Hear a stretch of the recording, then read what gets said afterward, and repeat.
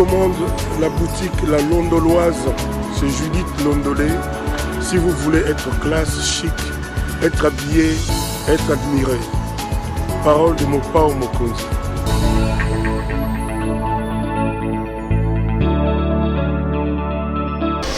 Madame, Messieurs, bonsoir et bienvenue à ce nouveau numéro de l'émission Décrit Info. Ce magazine d'analyse d'actualité politique, sociale, économique et plusieurs autres domaines que nous avons lancé ici à CPL Télévision. On prend des questions importantes qui retiennent l'actualité dans ces domaines. On les met sur la table et nous tentons justement de leur donner un sens ou une forme, et selon nous. C'est d'ailleurs pour ça que chaque matin, avant de commencer, nous avons l'habitude de dire que le Décrit Info, c'est tout simplement le tempo de l'actu selon notre feeling. Notre feeling veut dire notre manière à nous de voir et de sentir les choses. Nous ne disons pas que ce que nous disons ici est une parole d'évangile. Non, pas du tout. Nous exposons nos propos étant pris de vos critiques parce que nous restons convaincus que du choc d'idées, la lumière, alors la vraie lumière, finit toujours par jaillir. Laissez-moi vous dire grand merci pour l'opportunité, la confiance que vous n'arrêtez de nous témoigner. Merci pour toutes vos critiques et vos remarques. Nous les prenons d'ailleurs avec beaucoup de sportivité et beaucoup de classe parce que nous savons que le travail que nous faisons ici, nous le faisons pour vous. Si vous n'existiez pas, CPL Télévision n'allait pas exister. Laissez-moi également dire grand merci à nos partenaires, notamment la boutique La Londoloise de Madame Judith Londolé-Betoko. Elle nous a fait confiance pour que nous puissions l'accompagner dans son travail de marketing et de vulgarisation de son travail. Et je l'ai dit toujours, vous êtes un homme, l'habillement homme a une seule adresse, c'est La Londoloise. Vous pouvez donc l'appeler, passer vos commandes et elle se fera le réel plaisir de pouvoir répondre à vos exigences et à vos commandes une fois qu'elles seront passées. Madame, Messieurs, vous avez vu le thème. Aujourd'hui, je vous amène, ces jours aussi, l'actualité se passe plus au niveau du Parlement. Je voudrais qu'on y reste. On était à la chambre basse hier. Aujourd'hui, je voudrais qu'on prenne un peu l'ascenseur pour aller à la chambre haute et plus précisément au Sénat. Je vais donc vous amener pour qu'on parle un peu de la situation au Sénat avec tout ce qui arrive à monsieur Alexis Thambwe Mwamba, l'orgueilleux Thambwe Mwamba qui vit des moments très très compliqués personnellement et surtout par rapport aussi à sa carrière politique. On reviendra sur la situation qui prévaut actuellement au niveau de la Chambre haute du Parlement. Mais si vous êtes un habitué de cette émission, vous savez que nous, vous et nous, on avait pris l'engagement de ne jamais commencer ces éditos sans pour autant réserver les premières minutes à la situation sécuritaire dans l'Est de la République démocratique du Congo. Laissez-moi ne pas déroger à la règle. Ce matin encore, de tirer la sonnette d'alarme par rapport à ce qui se passe dans l'Est de la République démocratique du Congo. Eh bien, les amis, la situation est toujours volatile dans l'Est de notre pays. Ça tue, ça viole, ça massacre dans l'Est de la République démocratique du Congo. Ici, dans tous mes éditos, dans tous mes décrits, je fais tout simplement le travail des lanceurs d'alerte, d'éveil de la conscience. Le travail de quelqu'un qui commence à trouver assez anormal la situation dans son pays. Moi, ce qui me chagrine, c'est le silence dans lequel le massacre se perpétue dans l'Est de la République démocratique du Congo. Je n'aime pas trop parler de l'Est et de la RDC. Parce que quand on dit Est, certains Congolais ou certaines personnes ont l'impression que ça se passe loin. Non, ça se passe au Congo. La situation est volatile. La situation sécuritaire est instable dans notre pays. Le pays est d'une certaine manière en guerre. Le pays est empesté par des situations pas correctes dans sa partie orientale. J'ai dit, moi j'ai pris l'engagement devant vous tous de toujours et alors commencer mes éditos par un message par rapport à nos compatriotes de l'Est et de la République démocratique du Congo. Je trouve anormal que des familles entières, que des enfants, que des hommes, que des femmes soient massacrés seulement parce qu'ils sont congolais et parce qu'ils vivent dans cette partie de la République. Et ce qui me chagrine encore davantage, c'est le silence, l'impunité dans lequel ces actes horribles, odieux sont en train d'être perpétrés. Dans la République des inconscients et des médiocres, les gens n'ont pas la capacité ou ne se donnent pas le temps d'émouvoir devant des situations atroces et catastrophiques de leur propre pays. L'intérêt, le positionnement passe au devant des situations sécuritaires. Vous avez l'Est qui part en vrille. Ici dans la capitale, l'intérêt, les conversations, les priorités sont plus tournées vers des questions liées notamment à la politique et des questions liées au positionnement. À l'heure de la requalification de la majorité, à l'heure du basculement, à l'heure des nouveaux postes ministériels, tout le monde accourt comme des insectes, comme des fourmis devant des grains de sucre, parce qu'on sait que des postes sont succulents, parce qu'on veut mettre sa famille à l'abri du besoin, parce qu'on veut se mettre soi-même à l'abri du besoin, oubliant les amis, oubliant l'essentiel qui est l'État dans sa forme initiale qui subit des situations catastrophiques. Je voudrais, comme d'habitude, alerter son Excellence, Monsieur le Président de la République, commandant suprême des forces armées de la RDC, Monsieur Félix Antoine Tshisekedi Tshilombo. Monsieur le Président, qu'il me soit une fois de plus permis ce matin d'attirer la sonnette d'alarme, de vous rappeler le serment que vous avez pris en prêtant serment devant la nation. Vous avez pris l'engagement de protéger les Congolais, de sécuriser nos frontières. L'Est de la République démocratique du Congo connaît des situations compliquées, Excellence, Monsieur le Président. Vous êtes commandant suprême des FARDC et de la police nationale congolaise. Monsieur le Président, quelque chose doit être fait pour que la paix, pour que la sécurité revienne définitivement dans notre pays. Je sais que vous ne dormez pas suffisamment à cause de cette situation. Je peux présumer que vous ne ménagez pas d'efforts, de sacrifices pour que la paix revienne. Mais souffrez, Monsieur le Président de la République, mais aussi longtemps que cette paix-là ne sera pas chose effective, que des Congolais comme moi viennent chaque matin toquer chez vous pour vous dire, Monsieur le Président, c'est votre responsabilité que de sécuriser le Congo, que de sécuriser le peuple qui vous a élu. N'oubliez pas que vous êtes non seulement président de la République des Quinois, vous êtes président de la République démocratique du Congo. Et nos compatriotes qui vivent à Goma, qui vivent à Butembo, qui vivent à Ituri, qui vivent à Rwenzori, qui vivent partout, ont justement besoin de cette sécurité-là. Ont justement besoin que leur président de la République puisse mouiller d'une certaine manière le maillot pour eux. C'est extrêmement important, Monsieur le Président de la République. C'est extrêmement important. Et j'ai toujours mes deux postulats que j'ai l'habitude de mettre sur la table lorsque je parle de la situation dans l'Est de la RDC. J'ai dit deux choses sont importantes et doivent être faites pour que nous soyons en paix. La première des choses, le Congo comme pays et les Congolais comme peuple, nous devons travailler pour avoir une armée professionnelle, une armée bien équipée, une armée dissuasive.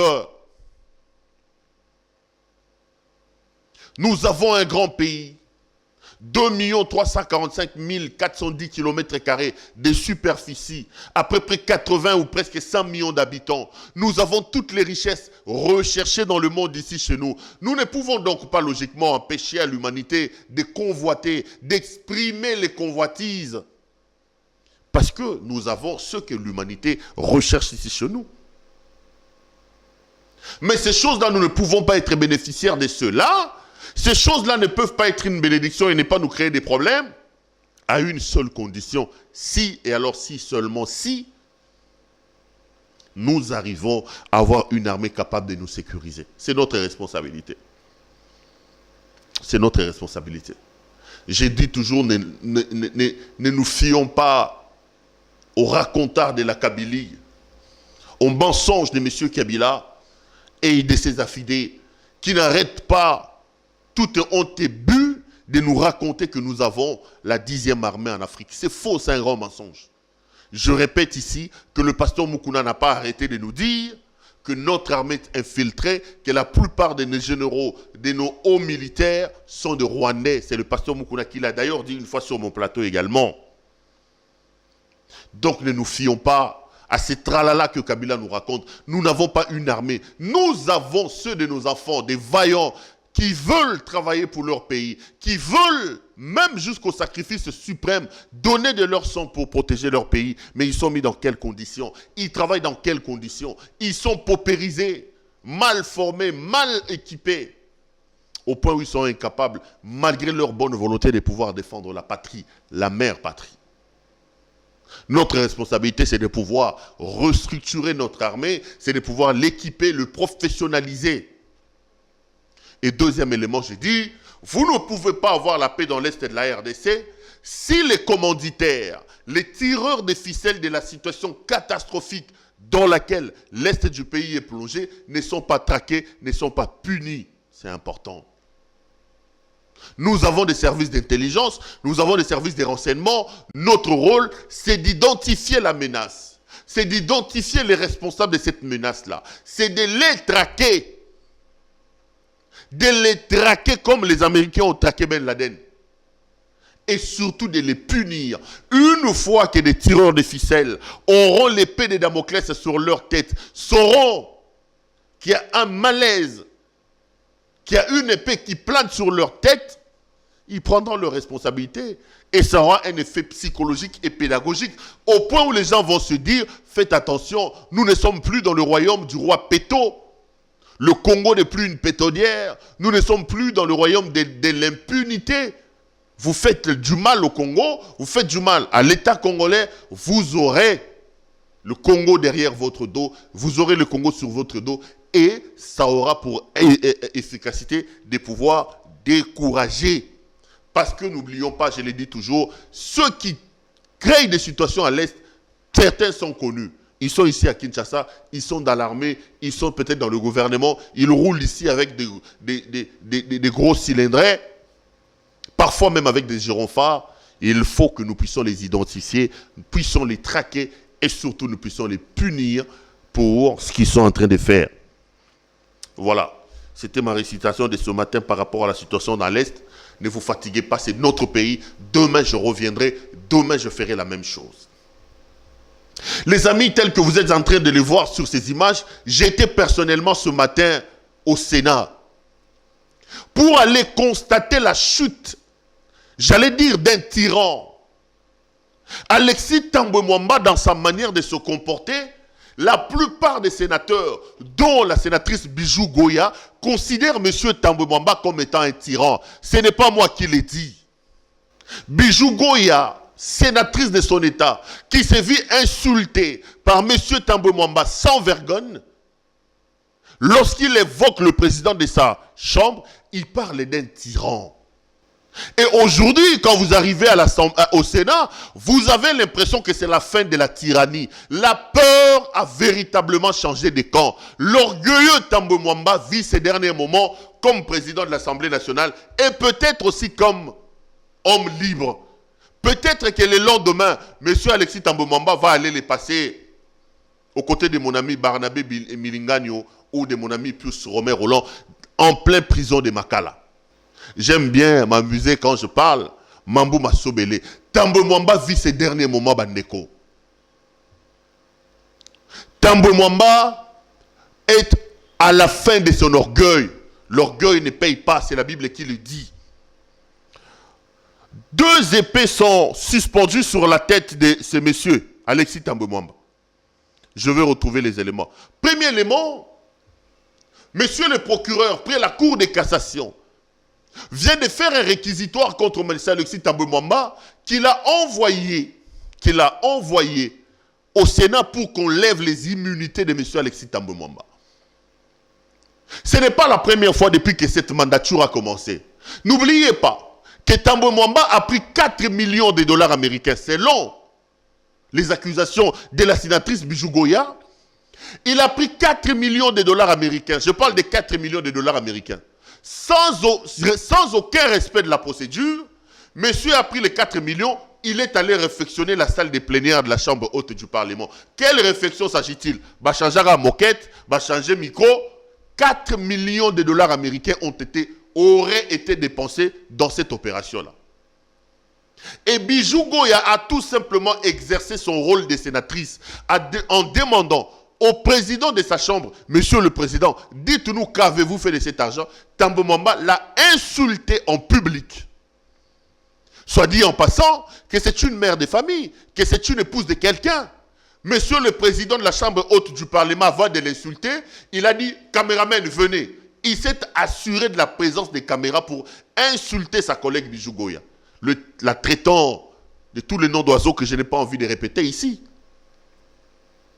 Bijou Goya se sentant lésée, elle est allée porter plainte contre M. Tambo Mwamba. Le procureur général, près la Cour de cassation, ayant instruit le dossier, a eu l'intime conviction que M. Tambo Mwamba était poursuivable. Il va adresser un réquisitoire auprès de la Chambre haute du Parlement pour dire qu'il y a une plainte déposée dûment ici par la sénatrice Bijou Goya. Et selon les éléments d'enquête préjuridictionnelle en ma possession, le président Alexis Tambo Mwamba est effectivement poursuivable. Est-ce que vous pouvez lever ses immunités parlementaires? Tambo Mwamba a fait jouer la solidarité mécanique avec la majorité fabriquée qu'il y avait au Sénat. Le Sénat a refusé de lever les immunités de son président et Tambo Mwamba s'en est échappé belle. Mais c'est un multirécidiviste, Bandeko. À l'image du régime qu'il a servi, le régime de triste mémoire de Kabila. Le multirécidiviste a encore récidivé. Parce que c'est dans l'ADN des récidivistes. Cette fois-ci, un autre réquisitoire du procureur après la Cour de cassation est tombé à la Chambre haute du Parlement. Et je vous assure que monsieur, encore on a dynamique, il y a union sacrée, Tambo Mwamba est dans des sales draps. Je veux vous lire les réquisitoires du procureur et après, on en débattra. Réquisitoire de monsieur le procureur général près la Cour de cassation aux fins d'obtenir l'autorisation d'instruction. Aux honorables députés, vu. Honorables, conformément aux articles, voilà, je pars directement aux faits. Les faits. Le 6 janvier 2021, le sieur Alexis Tambo Mwamba, président du Sénat, a tiré pour le compte du Sénat 3 chèques d'un import respectif de 2 millions d'euros. Écoutez-moi bien, 2 millions d'euros, 1 million de dollars américains et 1 million de francs congolais. Le trésorier du Sénat, ayant retiré ces sommes à la Banque commerciale du Congo, remis les 2 millions d'euros et les 1 million de dollars américains au conseiller financier du questeur du Sénat. Le dit conseiller parti les remettre au président du Sénat, M. Alexis Tambo Mwamba, à sa résidence, d'où l'ouverture du présent dossier. Qualification légale. Le procureur écrit, dans le rapport avec le droit, les faits tels que brièvement exposés sont susceptibles de constituer l'infraction de détournement des deniers publics prévue et punie par l'article 145 du Code pénal, livre 2, tel que modifié à ce jour. Conclusion.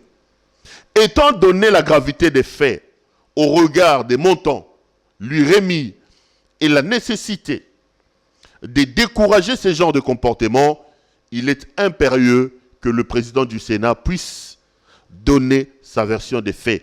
Par ces motifs, qu'il plaise au bureau du Sénat d'autoriser l'instruction à charge du président du Sénat, M. Alexis Tambo Mwamba, pour détournement des deniers publics et lui permettre ainsi de présenter ses moyens de défense. Qui a bu boira. Les amis, le réquisitoire du procureur près la Cour de cassation est clair. Dans un contexte de déchéance à l'Assemblée nationale, dans un contexte de défenestration de la Kabylie, Alexis Tambo Mwamba est allé retirer, selon les accusations du procureur, 2 millions d'euros, 1 million de dollars et 1 million de francs congolais sur le compte du Sénat.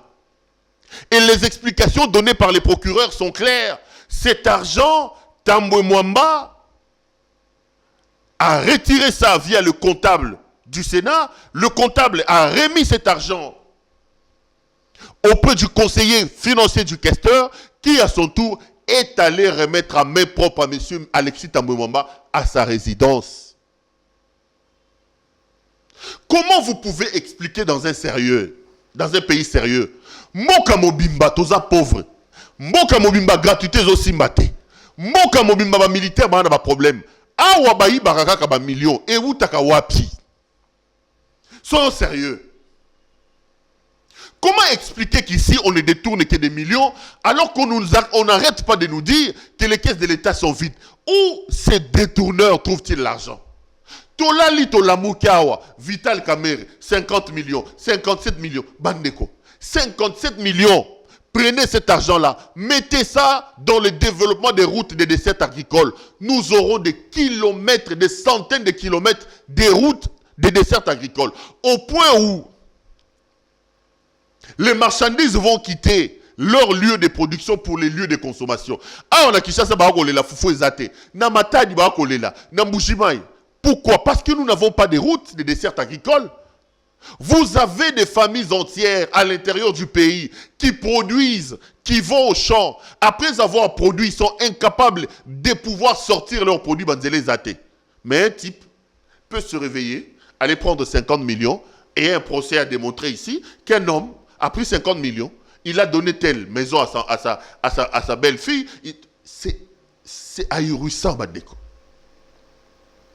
Tambwe Mwamba à la Mouki, il prend 4 millions seulement pour changer de moquette. 4 millions de dollars américains. Les lots awa, t'ont commis le 6 janvier.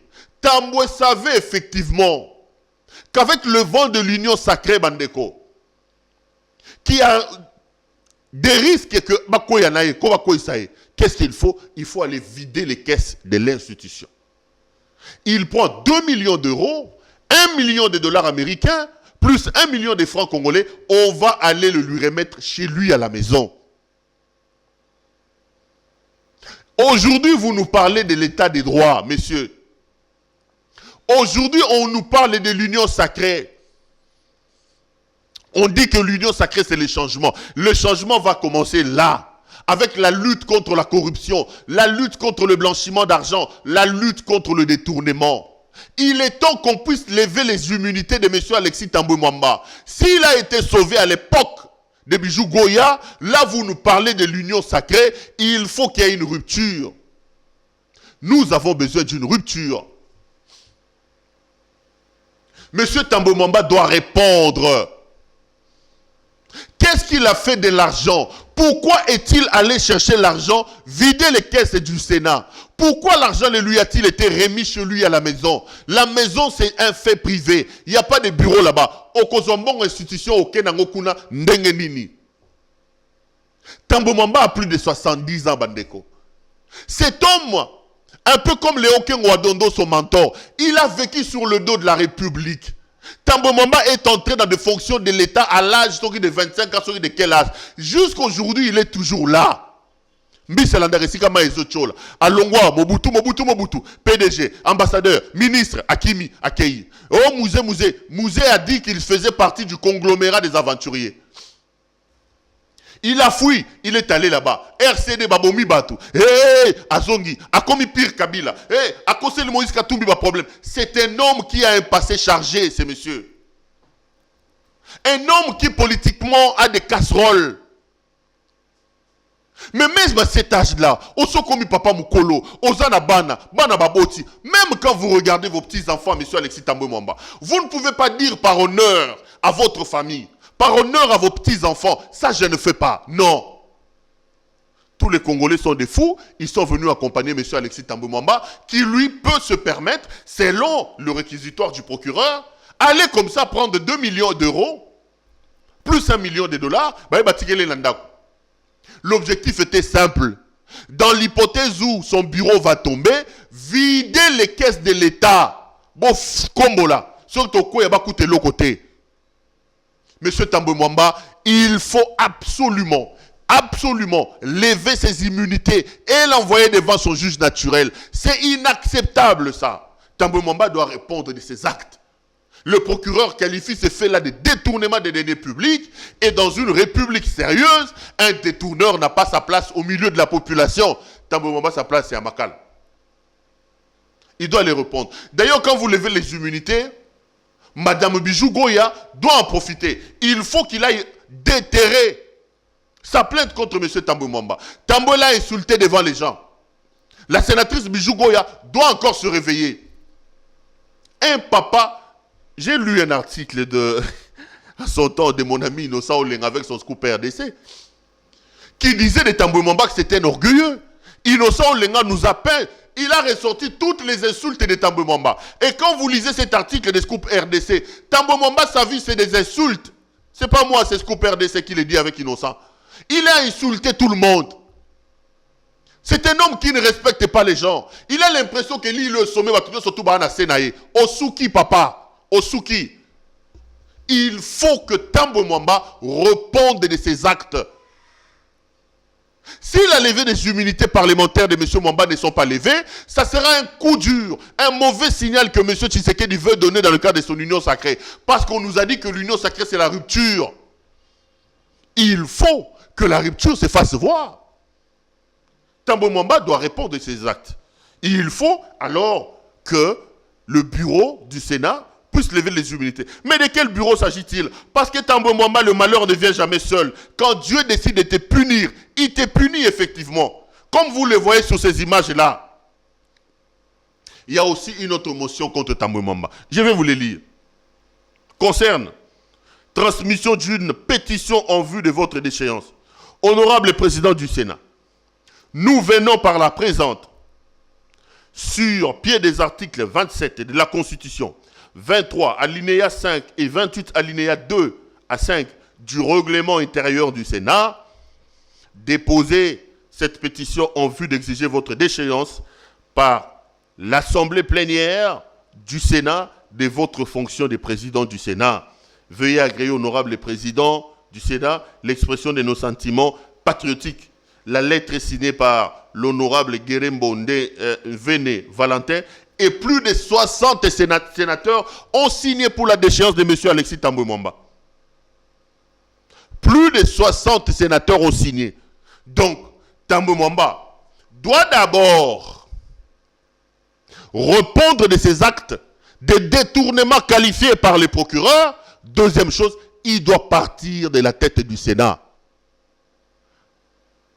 La peur a véritablement changé de camp. Ils vont commencer à tomber comme ça, petit à petit. Souka, souka, tokendeti na kashamanta. Qui n'est pas Joseph Kabila lui-même? Lui aussi, il doit nous expliquer où est-ce qu'il a trouvé l'argent pour acheter Kingakati. Où est-ce qu'il a trouvé l'argent pour acheter Kashamanta? Joseph Kabila. Où est-ce qu'il a trouvé l'argent pour acheter l'île de Mateba à Boma?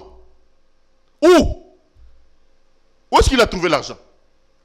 Tous les patrimoines immobiliers, Anna Bandaku, Joseph Kabila, l'équipe Belgique na Mounen. Où est-ce qu'il a trouvé l'argent? Mouyambo vous a dit ici, Kabila, sur la route, Lubumbashi Kasoumalesa, sur les péages, 61% appartiennent à M. Kabila Joseph. Monsieur le procureur, allons comme ça, petit à petit, c'est ça l'état des droits. Après, il faut aller voir Kabila. Après, il faut aller voir Chadar. N'oubliez pas Yuma, Albert Yuma. Tout le monde doit se justifier. Comme ça, on va voir comment Chadar va brûler les pays. Parce qu'il nous a dit, si vous touchez à Yuma, on va brûler les pays. Chadari, il ne faut pas nous intimider. On est en train de vous intimider aux Arabes.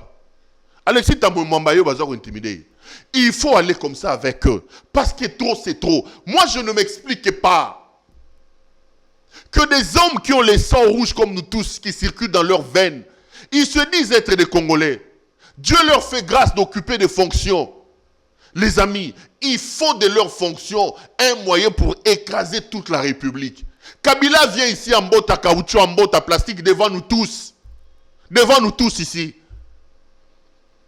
Aujourd'hui, regardez l'opulence.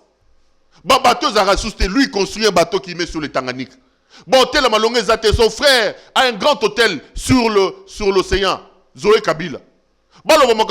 Jeannette Kabila, cité dans l'affaire Panama Papers. Zo et Koufa et comment la Kingakati.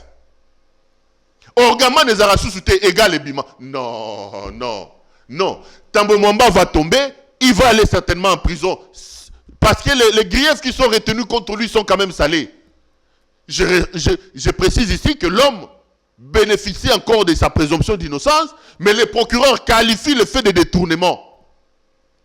Après, il faut aller jusqu'à trouver Kabila aussi. Joseph Kabila doit nous justifier son train de vie.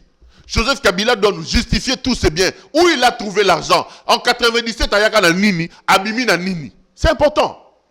C'est notre argent. C'est ça l'état des droits. C'est ça le principe de redevabilité. Vous nous avez dirigés, vous étiez venus avec quoi? On sait que vous êtes venus avec des bottes en caoutchouc et des matelas sur la tête. Aujourd'hui, vous avez quoi? Kingakati, vous avez quoi? Kachamanta, vous avez quoi? Il Mateba. Vous avez tout ça, vous avez trouvé où? Il faut qu'il se justifie.